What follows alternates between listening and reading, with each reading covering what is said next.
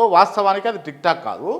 అది ఏంది అని అంటే కాంగ్రెస్ పార్టీ అఫీషియల్ హ్యాండిల్. అది Congress party official handle. Congress party official హ్యాండిల్లో ఫామ్ హౌస్ పాలన బాగుందా, ఫామ్ హౌస్ పాలన బాగుందా లేక కాంగ్రెస్ పాలన ప్రజాపాలన బాగుందా అని చెప్పేసి కాంగ్రెస్ పార్టీ పోల్ పెట్టింది. దాంట్లో 75% మంది ప్రజలేమో ఫామ్ హౌస్ పాలనే బాగుందని ఓట్లేస్తే 25% మంది ప్రజలేమో ప్రజాపాలనకు ఓట్లేసారు. సో వీళ్ళు అంటే తనకు తానే తవ్వుకొని గుంతలో పడ్డట్టుగా కాంగ్రెస్ అఫీషియల్ హ్యాండిల్లో పెట్టుకున్నటువంటి అంశం ఏదైతే ఉందో అది వీళ్ళను ఎద్దేవపరిచేటట్టు చేసింది. దాన్నే ప్రస్తావిస్తూ కేసీఆర్ కూడా చెప్పిండు, వాళ్ళకి పెడితే 70% వచ్చిందట,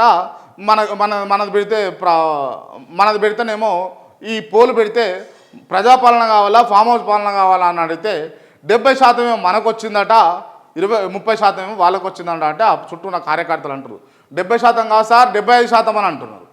సో ఇట్లా నిన్న డిస్కషన్ జరిగింది. సో దాన్ని టిక్ టాక్ అంటా ఉన్నారు. అది టిక్ టాక్ కాదు, కాంగ్రెస్ పార్టీ అఫీషియల్ హ్యాండిల్.